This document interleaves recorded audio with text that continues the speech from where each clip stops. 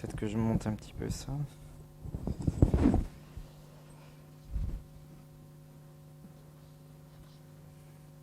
Donc je vais parler de modélisation de la turbulence. Donc avant d'aborder le sujet de la turbulence et l'hypothèse de Boussinesq pour la modélisation, je voudrais présenter en 2 mots la station marine de Wimereux, faire un peu de publicité. C'est un département en fait de l'université de Lille 1 qui a des missions donc de recherche, enseignement. Et puis donc, ce qui est important, c'est qu'on a une possibilité d'hébergement pour les visiteurs scientifiques et également pour les étudiants qui veulent faire des manips sur le terrain, sur le littoral. Et donc, on a aussi une mission d'observation. Et pour notre recherche, donc, on a des aspects interdisciplinaires avec un certain nombre de biologistes, mais aussi de chimistes et de physiciens. Donc, ce que je vous montre ici, c'est une partie concernant donc, la partie physique. C'est des travaux que j'ai faits en fait quand j'étais au département de mécanique des fluides à l'Université libre de Bruxelles, mais c'est toujours d'actualité également dans le cadre de la station marine. Donc elle se trouve à 150 km d'ici, donc c'est sur le littoral, c'est entre Calais et Boulogne-sur-Mer. Et l'environnement est assez agréable, surtout l'été, donc si vous avez envie de faire une visite. Donc, en ce qui concerne la turbulence, donc, comme tout le monde n'est pas familier peut-être avec la turbulence, j'ai fait en quelques transparents une présentation du problème. Donc c'est un domaine complexe qui est assez universel dans différents domaines touchant aux sciences de la nature. Ces différentes caractéristiques, donc il n'y a pas une définition unique, mais les différentes caractéristiques sont le fait que la turbulence est efficace pour le mélange, qu'il y a des propriétés chaotiques. Donc il y a des aspects tridimensionnels avec perte de prédictabilité et des fluctuations sur une grande gamme d'échelles et des existences de vorticité, filaments de vorticité. Donc un exemple ici. Donc en général, donc on connaît les équations, mais donc elles ne sont pas résolues dans le cadre général et il y a l'utilisation de modèles. Il y a différentes familles de modèles qui sont utilisés en pratique. Il y a des modèles de viscosité, c'est de ces modèles-là que je vais parler ici, mais il y a aussi des modèles de type modèle de simulation des grandes échelles, ce que j'appelle ici LES, ou de transport de PDF. Donc pour les modèles en géophysique, donc pour les applications environnementales, le plus souvent c'est des modèles donc, de viscosité qui sont dominants, mais quelquefois aussi les modèles LES. Donc l'approche de base, c'est les équations de Navier-Stokes, donc avec les différents termes qui sont donc bien connus. Et ce qui est fait donc, pour modéliser comme en fait une simulation directe numérique dépend de la puissance 3 du nombre de Reynolds. Même avec les ordinateurs les plus puissants, on arrive pour l'instant à faire que des nombres de Reynolds de l'ordre de 1000. Et donc pour les applications environnementales, comme les nombres de Reynolds peuvent facilement atteindre 10 puissance 5 ou 10 puissance 6, ce n'est pas encore donc, possible, l'application directe de la DNS. On est donc obligé en fait de faire des modèles. En pratique, le modèle le plus courant, c'est de moyenner sur des boîtes. Donc on moyenne l'équation de Navier-Stokes sur une certaine boîte qui peut être donc assez grand. Dans le domaine environnemental, on peut avoir couramment des boîtes de l'ordre du kilomètre de côté. Et donc ce qui apparaît, c'est les fameux termes le tenseur de Reynolds, ou alors pour le transport de scalaire, c'est un flux, donc le flux scalaire. Et il s'agit donc de modéliser ces termes en les exprimant en fonction des quantités moyennées à l'échelle des boîtes. Voilà pour la présentation générale. Maintenant, j'en arrive à Boussinesq. Donc, proposition originale de Boussinesq. Donc, en fait, sa proposition, elle a été publiée dans un mémoire à l'Académie des sciences en 1877. Mais en fait, quand on lit l'introduction, on voit que en fait, c'est un document qui avait été soumis, en octobre 72. Donc il y avait un certain délai entre la publication et la soumission. Donc en fait, c'est une date peut-être. Également, il y a une soixantaine de pages sur le mémoire lui-même, mais il y a une vingtaine de pages de présentation, donc d'introduction, faite par Saint-Venant, qui était le rapporteur en fait de Boussinesq sur cette question.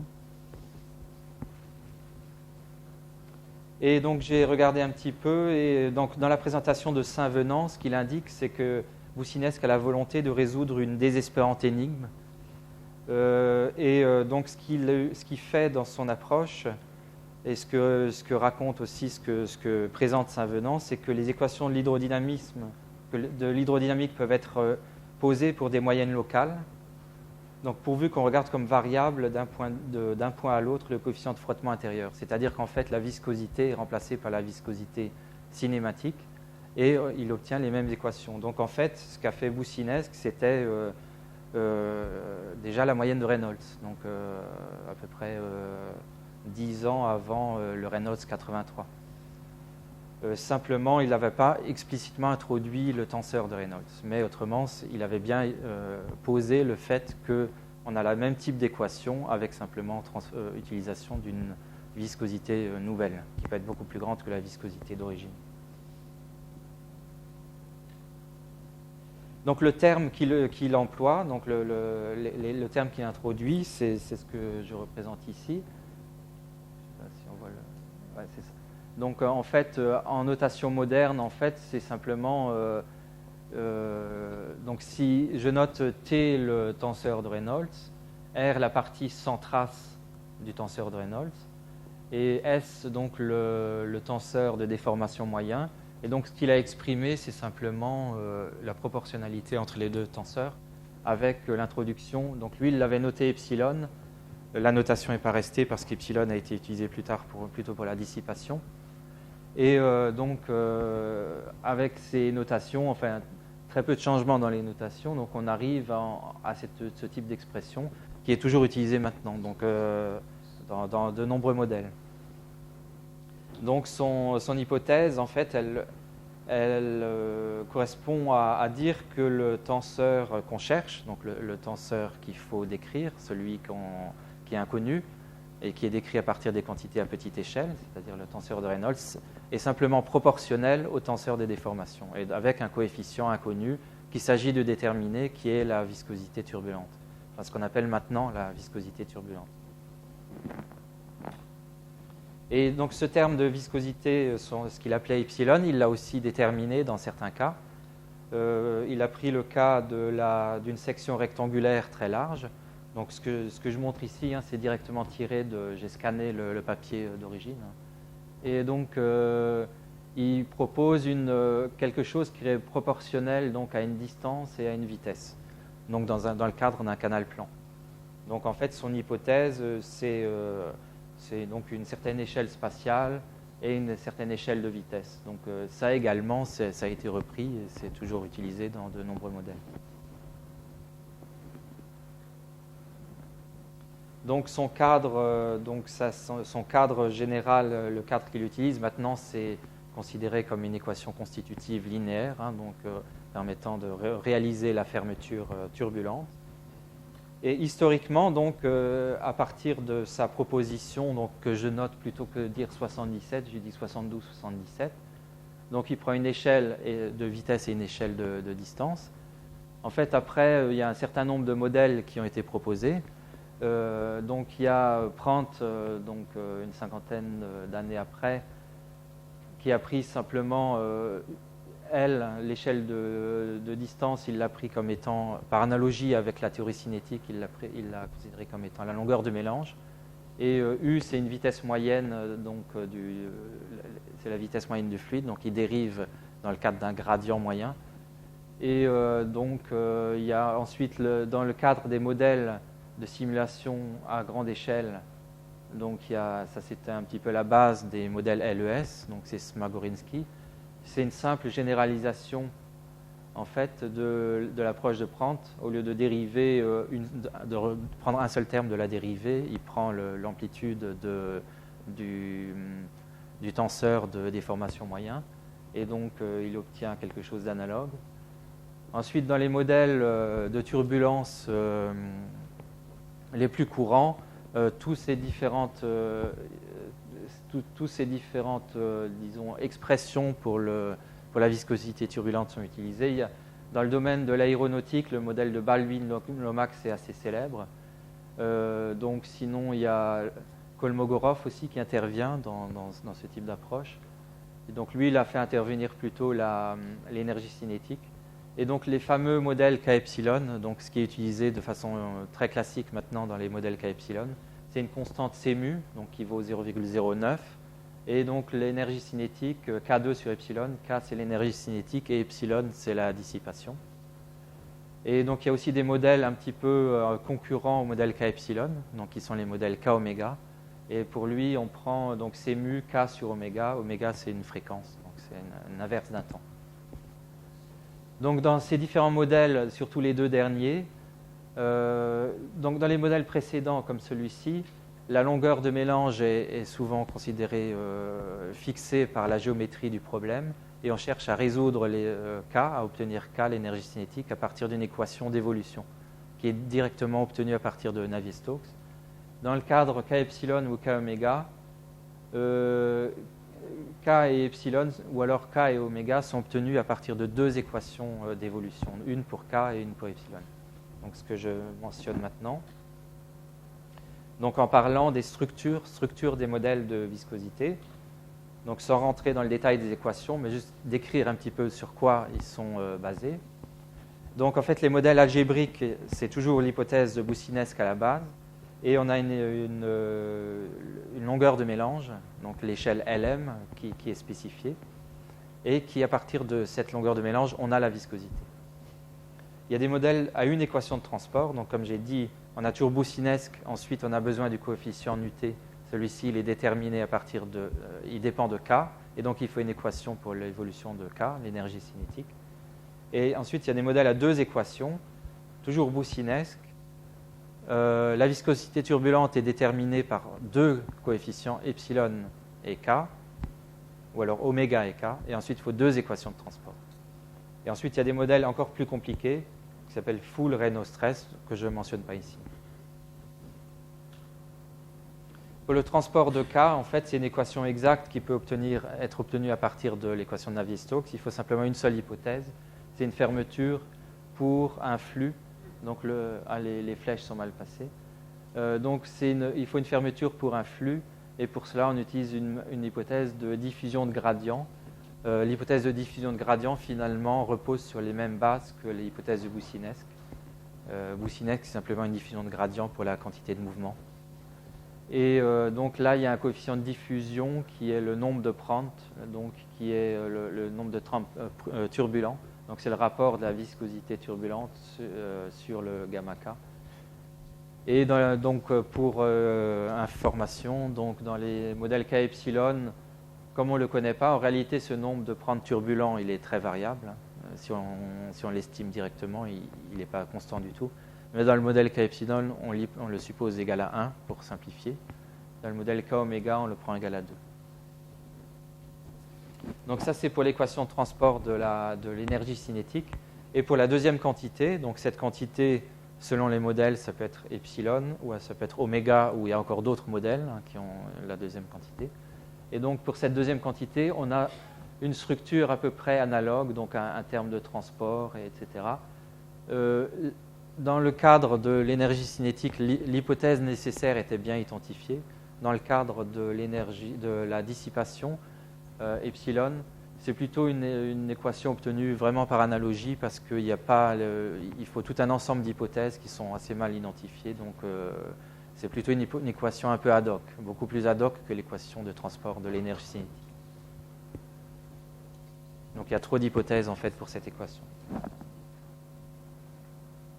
Donc pour résumer, les modèles de viscosité, en fait, ils ont besoin à la base de l'hypothèse de Boussinesq pour résoudre, donc pour obtenir le tenseur de Reynolds, et ensuite une hypothèse pour d'autres quantités, dont la base est une diffusion de gradient. Donc chaque fois qu'il y a des termes inconnus, c'est la diffusion de gradient qui est utilisée de façon assez routinière.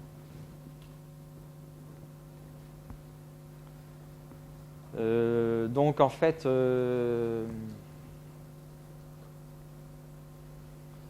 ça je vais passer maintenant.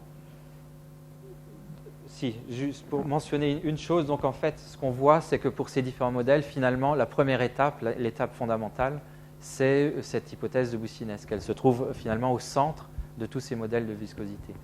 Et souvent, en fait, dans ce qui est testé pour regarder les modèles K epsilon, par exemple, c'est la sortie du modèle, avec, disons, estimation de certains paramètres, et on joue sur certains paramètres. Mais assez rarement, enfin, dans la littérature, d'après ce que j'ai pu voir, l'hypothèse de boussinesque directement, l'hypothèse de boussinesque elle-même a rarement été directement testée et évaluée à partir, par exemple, de quantités expérimentales ou numériques.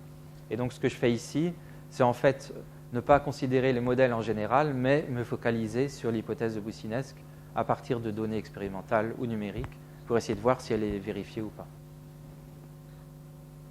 Donc, c'est la partie test direct de l'hypothèse de boussinesque.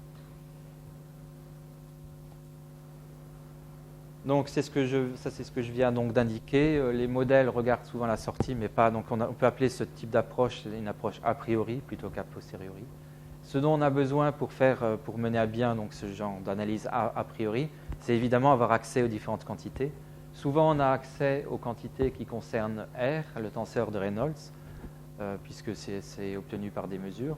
Mais assez rarement, dans les bases de données, on a accès à S, parce qu'on a accès au champ moyen souvent, mais pas avec une précision suffisante pour pouvoir le dériver. Et c'est seulement certaines bases de données qui permettent de faire ce type d'estimation.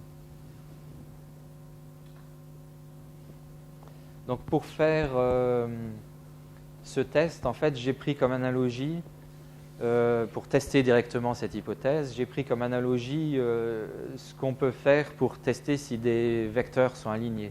Donc s'ils sont alignés, pour tester s'ils sont alignés, on prend leur produit scalaire et on normalise donc par leur norme, par le produit des normes. On obtient le cosinus de l'angle et on peut donc en déduire s'il vaut 0 ou 1, s'il y a un alignement ou pas. Donc par analogie, j'ai fait la même chose en introduisant un produit tensoriel, un produit scalaire tensoriel. Donc en fait, c'est simplement la trace du produit de A fois la transposée de B. Donc c'est également le double produit. Parce que dans certains domaines, on appelle ça le double produit. Et la norme, c'est simplement la trace du vecteur c'est le produit scalaire du vecteur par lui-même. Et donc on peut dans ce cas-là estimer la norme d'un tenseur et puis également donc, le produit scalaire de deux tenseurs. Et donc on peut introduire en fait un indicateur qui va valoir 1 si deux tenseurs sont alignés et qui va valoir 0 si ces tenseurs sont en quelque sorte perpendiculaires.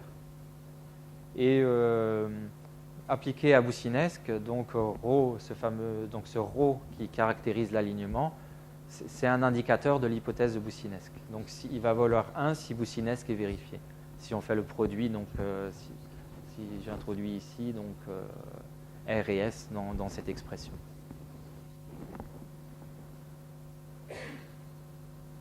Donc pour le tester, donc, je montre une première application sur des données de simulation numérique directe dans le cadre d'écoulement simple. De type écoulement de couche limite ou écoulement de canal plan ou canal annulaire, également écoulement de couette. Donc tous ces écoulements ont la même propriété, c'est-à-dire en fait que le tenseur de vitesse moyenne a un seul terme non nul qui va donc de type U de Y, et donc on peut la dérivée en fait va être déterminée seulement à partir d'un terme qui est du sur dy. Donc ce terme-là, par symétrie, il y en aura 2 dans la matrice. Donc il y a 2, mais en fait, il n'y a qu'une seule valeur à estimer. Et donc pour le tenseur de Reynolds, donc il y a plusieurs termes par contre. Donc si je le sors, le du sur dy, donc ça c'est la matrice S. Et donc le tenseur R, par contre, si j'ai enlevé donc la trace correspondant à l'énergie cinétique, et on voit donc qu'en fait, il y a plusieurs termes qui apparaissent. Donc pour mes bases de données, j'ai considéré la normalisation de la vitesse. Ça, c'est le profil de vitesse en fonction donc, de la distance à la paroi. Il y a une loi, donc la loi logarithmique ici, donc, qui est vérifiée, et puis ici c'est la partie visqueuse, donc, où la vitesse est proportionnelle à la distance. Donc ici c'est une échelle logarithmique horizontalement. On peut estimer aussi pour cette base de données les différents les seconds moments donc des différentes directions de la vitesse qui sont donc anisotropes. Et donc parce qu'ils sont anisotropes, la partie diagonale du tenseur R n'est pas nulle et donc finalement l'alignement ne sera pas vérifié. Ça on le sait, mais on peut le quantifier à partir de l'index que j'ai introduit, le ρ, et voir donc finalement, c'est l'index qui est ici, et voir qu'en fait c'est vérifié très près de la paroi parce que j'ai introduit le terme visqueux, donc en fait donc le terme turbulent est nul près de la paroi, il n'y a que le terme visqueux qui lui est bien proportionnel à la parce que c'est l'équation constitutive de base du fluide. Par contre, un peu plus loin de la paroi, il y a une zone où Boussinesq est vraiment très très loin d'être vérifié. Et ensuite, quand on s'éloigne un peu, donc ce nombre augmente, mais il est toujours loin de 1, montrant donc que pour ce type d'écoulement simple, l'hypothèse de Boussinesq ne fonctionne pas. Ça, c'est un autre exemple, un autre type d'exemple, c'est donc simulation numérique directe dans un écoulement annulaire, donc de canal annulaire. Ça, c'est une coupe, donc l'écoulement a lieu entre les deux cylindres ici. Donc il y a une paroi intérieure et une paroi extérieure. Ça, c'est la paroi intérieure, ici la paroi extérieure. Et donc ça, on montre ici les différents termes donc, de l'énergie cinétique, là, le U2, V2, W2. Ça, c'est le profil de vitesse qui n'est pas symétrique justement en raison de la propriété annulaire. Et donc le fameux indice ρ peut être estimé. Et donc il est toujours proche de 1 dans les deux parois. Et ensuite il a un certain comportement. Ici il y a un échec total de l'hypothèse de Boussinesq parce qu'il y a un terme qui est nul et pas l'autre. Donc finalement ils ne peuvent pas être proportionnels. Et donc par contre dans toute la zone interne, on est quand même assez loin de 1, montrant que même si ça remonte dans certaines zones, l'hypothèse n'est toujours pas vérifiée. Donc ici, je montre des mesures expérimentales. C'était donc des mesures d'écoulement à partir de mesures donc par anémométrie laser dans une zone qui se trouve ici à la sortie d'un brûleur biannulaire. Ça, c'est les points de mesure, donc c'est en fait un réseau assez dense avec plus de 300 points de mesure. Donc à chaque fois, le système de travers s'était arrêté quelques minutes le temps de faire des statistiques, et ensuite on voit un autre point, etc. Donc les particules s'étaient obtenues à partir d'encens. Donc ça, c'est donc les lignes de courant de l'écoulement avec des zones de recirculation et donc des différents jets ici. Et alors ce que je montre, donc sachant que en fait on a l'information du champ moyen avec un réseau assez précis, on peut tester les différentes dérivées, enfin les dérivées en x et en y, et donc finalement estimer le tenseur de déformation, et donc, on peut donc tester l'hypothèse de Boussinesq à partir de ces données expérimentales. Et donc il y a plus de bruit que pour les données DNS, parce que ce sont des mesures expérimentales, mais donc on voit quand même certains résultats. Donc c'est ici plutôt en couleur. Donc les zones où Boussinesq sera valide, c'est plutôt les zones rouges. Et donc on voit en fait que c'est vérifié quand même dans certaines zones, mais qui sont d'étendue assez limitée. Et autrement, un peu partout, aussi bien dans les tourbillons que dans le jet, on en est assez loin. Donc ça, c'est un exemple plutôt d'écoulement complexe, tandis que les écoulements le cadre DNS précédent, c'est plutôt des écoulements simples, enfin cisaillés simples. Ça, c'est des données LES, donc des données de simulation grande échelle, de l'écoulement derrière un cylindre.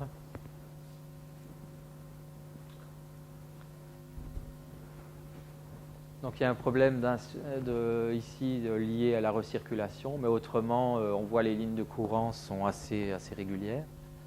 Donc on peut estimer, donc on a l'énergie cinétique, on a le stress, Et on a les différentes autres quantités. Donc on peut également estimer l'indice caractérisant l'hypothèse de Boussinesq. Après. Donc ici, ça correspond donc aux zones blanches dans l'écoulement. Et donc on voit que ces zones sont finalement assez limitées. Et donc encore une fois, pour un écoulement complexe, on vérifie que Boussinesq ne fonctionne pas. Donc de façon générale, en fait, l'hypothèse de Boussinesq, elle a eu beaucoup de succès parce qu'elle est encore directement utilisée dans de nombreux modèles jusqu'à présent, mais elle n'est pas vérifiée si on essaye de la tester directement sur différents écoulements. C'est très rare de voir qu'elle est bien vérifiée. Alors je vais dire un mot de modèles K-epsilon non linéaires qui permettent d'aller plus loin et d'essayer de généraliser un petit peu l'hypothèse de Boussinesq d'origine, tout en gardant la même structure. Donc les modèles linéaires, c'est simplement un développement en premier ordre. Et en fait, on peut tester et obtenir des modèles non linéaires en faisant un développement, en faisant intervenir le tenseur de rotation, donc le tenseur de déformation moyen, donc il y a le plus au milieu, le tenseur de vorticité, donc c'est aussi le tenseur de vorticité moyen, c'est le symétrique. Et à partir de ces deux termes, on peut faire un développement donc pour tester une équation en fait constitutive non linéaire.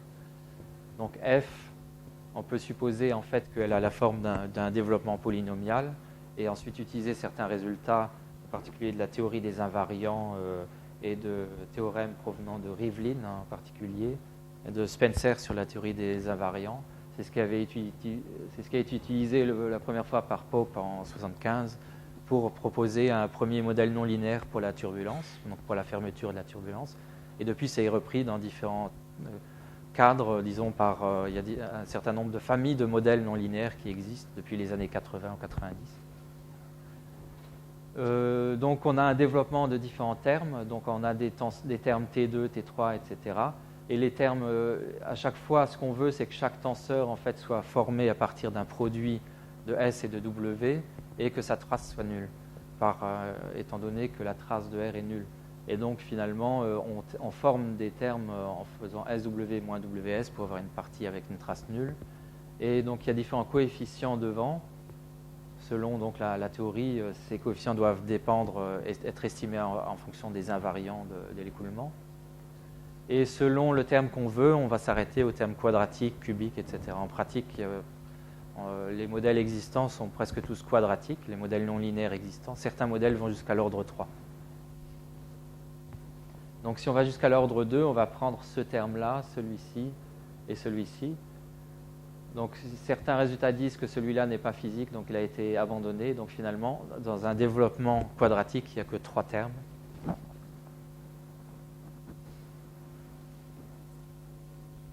Donc là, je montre les différents modèles qui ont pu être proposés.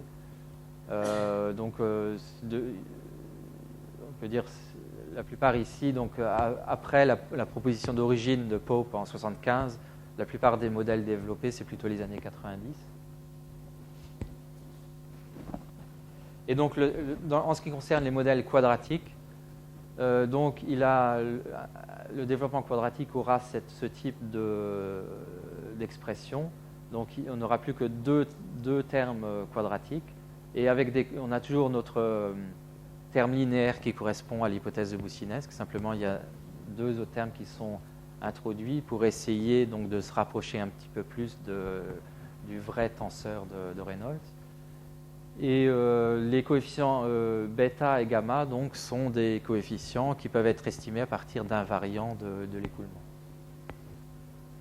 Ces invariants peuvent être estimés avec une méthode, c'est une méthode de projection en fait, hein, qui a été proposée. Et si on utilise la méthode de projection, on peut obtenir donc, les coefficients à partir d'écoulements simples, à partir d'invariants directs qui sont estimés directement à partir des tenseurs R et S. Et donc on a une expression finale de l'équation constitutive quadratique, donc exprimée en fonction des tenseurs T2 et T3, qui sont obtenus directement à partir de S et W. et puis de coefficients qui sont des invariants directs de l'écoulement. Donc, sachant cela, on peut estimer les coefficients en fait à partir des données, puisque les coefficients dépendent des invariants et qu'on peut estimer les invariants. Et donc, c'est ce que j'ai fait ici. J'ai représenté les deux coefficients bêta et gamma. Donc, je rappelle ici l'équation. Donc, ça, donc le nu t, c'est la viscosité turbulente, toujours.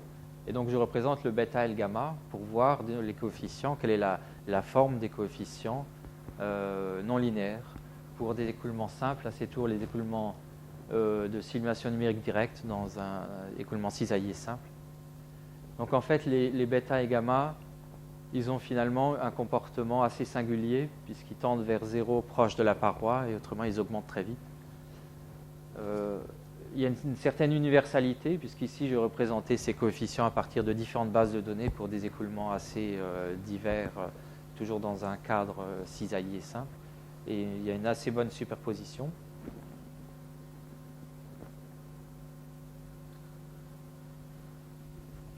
En ce qui concerne